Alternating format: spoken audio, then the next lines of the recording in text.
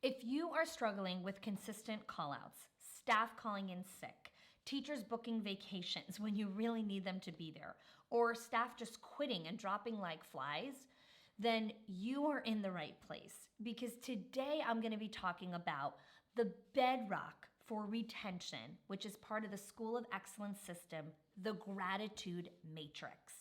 There are hundreds of school leaders, owners, and directors who are part of our Directors Inner Circle and our Owners Only HQ that are successfully using the gratitude matrix to get incredible results.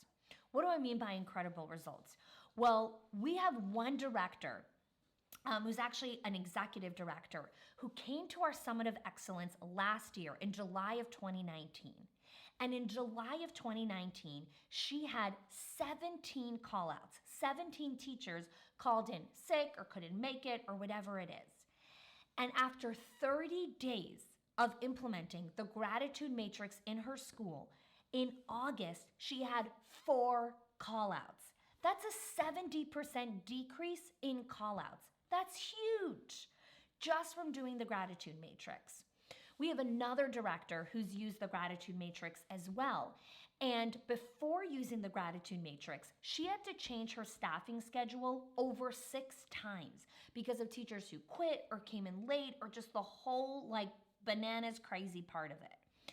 And after 6 months of using the gratitude matrix, she hasn't changed her staffing schedule in 6 months. 6 months, her staffing schedule stayed the same. Now, if you're watching this, your mouth is probably on the floor. 6 months of no staffing schedule changes. I know people that change the staffing schedule like 8 times a day because people are coming and going and it's crazy. So for 6 whole months to have the same schedule is nuts. But here's the deal. Directors and owners that are using this are actually seeing phenomenal results. So now that I got you here, you're thinking, gosh, okay, Khani, tell me the secret sauce. What is the gratitude matrix? So let's unpack it. Hi, I'm Khani Wolshansky, mama of 4 and creator of the School of Excellence system. And I'm on a mission to help early childhood leaders build and sustain schools of excellence. So if you want to create a collaborative culture, build efficient systems in your school, and design an environment that can grow your team, then you're in the right place. In the last 15 years that I've been working in the early childhood field, I've become deeply passionate of helping leaders with their mindset, their skills, the tools, and the strategies to build their schools. So each week, I'll share strategies, advice, coaching, and inspiring interviews. I know that you want to create a ripple effect in your school and your life. So let's do this together. So let's start with understanding that turnover is a problem in every industry. And there's no such a thing as 0% turnover. You're always going to have a small percentage of turnover because people have babies, people die, people move, things happen for sure. And there is such a thing as industry average, right? So in the restaurant space, the industry average is super high. It's actually 74.9% in turnover. Now, in teachers and in early childhood, the turnover rate is just around 30% right now. And in retail, it's over 60%. So you may be thinking okay, so every industry has its turnover rate. But here's what I also know. Every industry has outliers. There's always restaurants, retail spaces, and early childhood centers that have less than the industry average of turnover. I know that we have people that we've been working with in Directors Inner Circle that have brought their turnover rate to 21%. And I know that most schools are almost operating at 50%, sometimes a little bit lower in turnover. And what's important to understand as you're watching this episode is how much turnover actually costs you. So important to understand this. So the Work Institute reports that really for every employee, it's a little bit different, but on average, it costs you 33% of that employee's salary when they leave to replace that person. Okay, so just think about how much you pay that person. 33% of that salary is going to replace that person in training, in hiring, in interview times, and all of that. Now, A national study that was done in the educational space is that it costs on average $6,000 for every teacher that you have to replace. So if you have 2 or 3 teachers that year that quit or that left or whatever it is, that costs you $18,000. And then when you compound that by how many teachers are like in that revolving door, you don't even realize how much money you are hemorrhaging because you cannot keep your staff. So this is why it's so important to understand what is the metric that matters in retention to actually keep my staff. And that number one metric is going to be the gratitude matrix. So here's the secret sauce of the School of Excellence system, right? The gratitude matrix. The more you increase gratitude, the less you're going to see in the following things.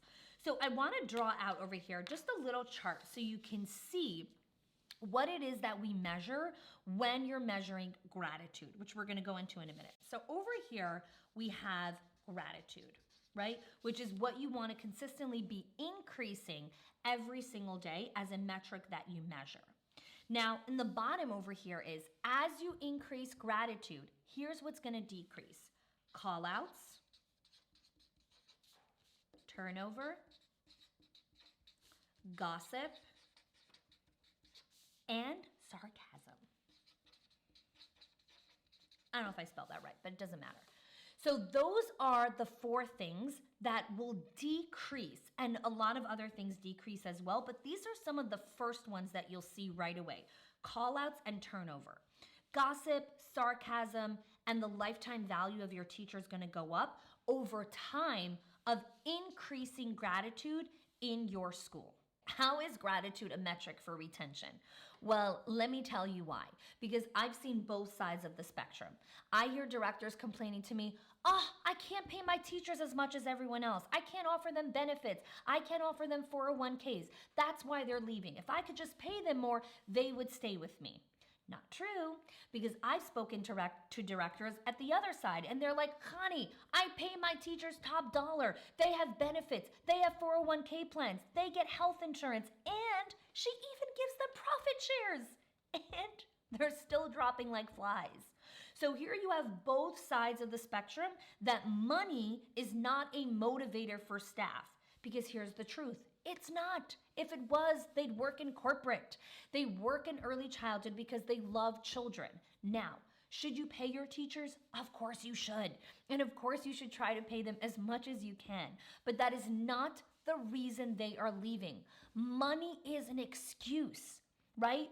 Always, always, always an excuse. And here's why. No one teacher is ever going to come over to you and say, the reason I'm leaving is because I don't feel valued and appreciated here. Just not happening. So much easier to say, I'm leaving because I got offered more money somewhere else.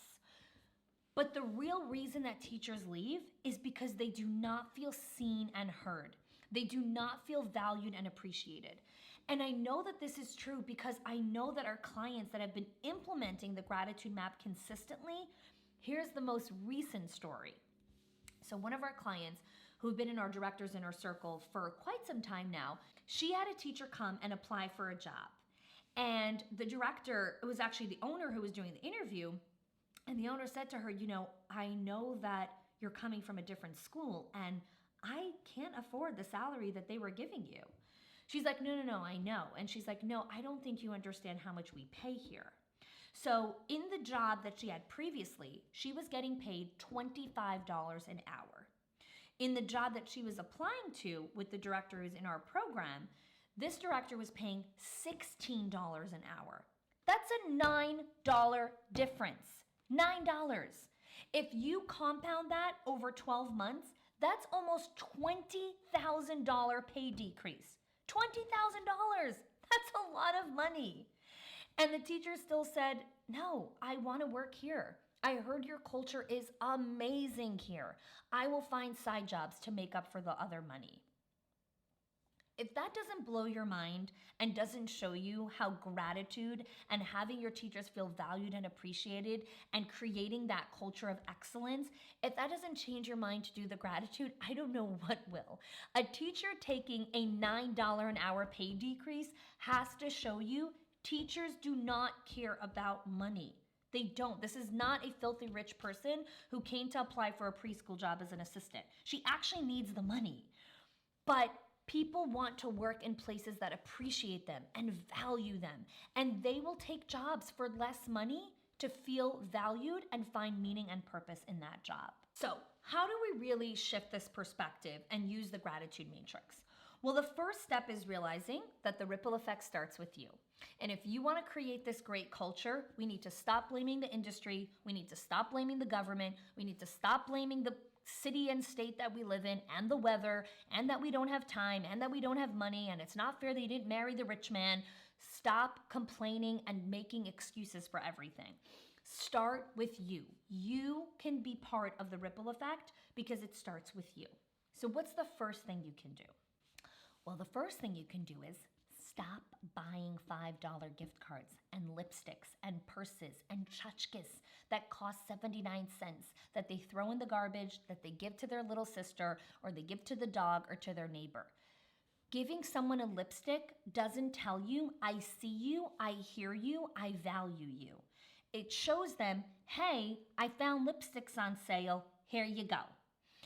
We want our teachers to feel seen and heard. So let's stop buying the gift cards. Let's do that. You're welcome. I just saved you lots of money. Stop buying gift cards, stop buying lipsticks, and stop throwing money at them.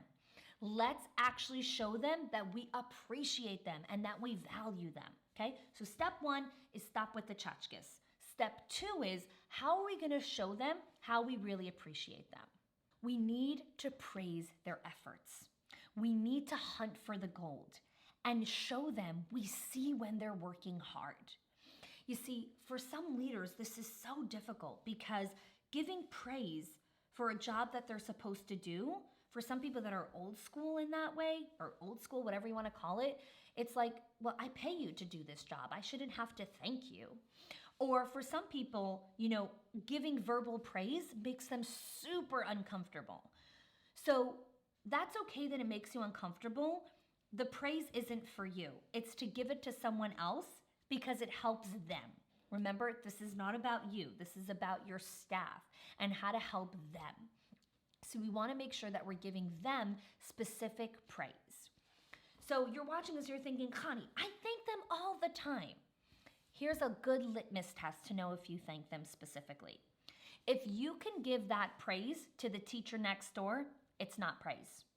If you can take that letter and photocopy it and give it to 25 teachers, it's not praise. Because you can tell every teacher, you're such a great asset to the school. I love you. You're so committed. You're so dedicated. You're so loyal. You're such a great ambassador. If you can copy that to 5 teachers, that's not specific. I know it sounds really nice, but it's not specific. Here's what is specific. Hey Lisa, I just passed by your classroom and I noticed that you were dealing with a tantrum with Sam. I can only imagine how hard it was when he was kicking and screaming, and I saw that he actually kicked you in the stomach a few times. So sorry that happened to you. What I was amazed with is how you kept your composure and you were so professional and loving and kind at the exact same moment. The children in that toddler classroom are so lucky to have you as their teacher, and so are the parents. Thank you for consistently showing up as a professional and a loving teacher. I am so grateful to have you on the team. You are a tremendous asset. I look forward to seeing you tomorrow. Now let me ask you this. Can you photocopy that and give that to any other teacher? No, because no one else is Lisa. And even if you have other Lisas, they don't have Sams that are 2 years old that had tantrums that kicked them in the stomach. And so when Lisa hears that, or when she sees it on a handwritten card, she knows, you saw me. You saw me. You saw how hard it was. You see the struggle and what was happening. Now, let's take it a step further. When Lisa wakes up tomorrow morning and she's feeling, a little under the weather, a little groggy, or whatever it is, Is Lisa going to snooze and call in sick or come in late that morning? Or is Lisa going to say, I'm an asset to the school. I'm going to come tomorrow morning? It's going to be the latter. Now, that's not going to happen after the first time. After the first time, your teachers are going to be pretty skeptical. They're going to say, what does she want from us? Why is she giving us all this praise and gratitude? Because that's normal. That's part of the culture. But if you stay the course and you're consistent, your staff will start to realize she really sees me. So how do we reframe what gratitude means? Well, the first thing is, like we spoke about before, gratitude is not buying gifts. Or the lipsticks or the gift cards, right? Gratitude is hunting for the gold, hunting for where they're showing up well. And why is that? Because what you focus on, you get more of. Now, do you wish they were more creative? Of course. Do you wish they did other things better? Absolutely. But what you focus on, you'll get more of. So if you always focus on the deficit and where they're not showing up, you're gonna get a lot more of that. But if you focus on, I appreciated your creativity, I saw this, you're going to get a lot more of that. So let me share a different angle of the gratitude matrix, because I know that some of you are watching this and thinking, well, I give praise. I tell them to that verbally. Here's the difference with the gratitude matrix. While verbal praise is fantastic, the gratitude matrix is really about giving them praise in a different format. So whether that's through a handwritten card or through a voice memo. So on your phone, every single phone on the planet has an app called Voice Memo, where you can record a voice message of yourself and then send it through any of the bajillion ways that we can get a hold of people. Text message, voice message, Voxer, Facebook, Instagram, whatever you choose, okay? And the power of doing that is because you're thinking about them when they're not in front of you. So let me give you another example. Now, I know I give a lot of examples of husband and wives or relationships, and that's because I'm married. But this works with any situation, like any relationship that you're in, whether it's a friend, a partner, it doesn't matter. So let's say you wake up in the morning and it's your birthday, right? And you wake up, you're really excited, right? It's your birthday, and your husband turns over and says, hey, good morning, happy birthday, so excited for today. We're going to a great restaurant, whatever it is, right? So for those of you that your husband forgets your birthday, you're super excited the fact that he remembered. And super excited at the same time also, oh my gosh, you have this restaurant plan? This is amazing. Like, I am so excited about this. Now, what happens if 3 hours later, you're at work and you get a ping? You go to your phone and you see that there's a voice message from your husband. You listen to the message and your husband says the exact same thing.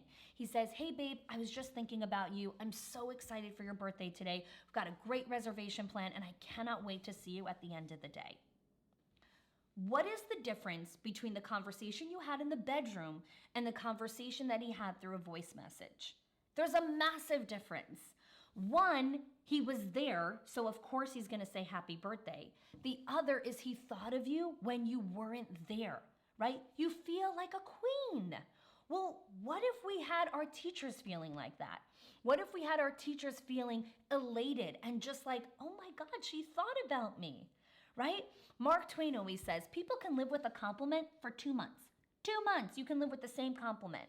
So if we give gratitude to our staff consistently, and they're always living with that momentum, what kind of ripple effect does that have in your culture? Okay, so for today's ripple effect challenge, I have 2 parts for you. Number 1, we have an awesome freebie for you where you can download below the Teacher's Language of Appreciation, which you can print out and give to all of your staff. And it has a couple of really great questions so you can get clarity on what is this Teacher's Language of Appreciation. So that's your first step for today. Your second step is, after you watch this episode, I want you to put away all distractions and pull out a thank you card. And if you don't have a fancy thank you card, just rip out a paper from a notebook, works the same way. And get a pen, and I want you to write a thank you card to any teacher or staff member on your team. Now remember the litmus test.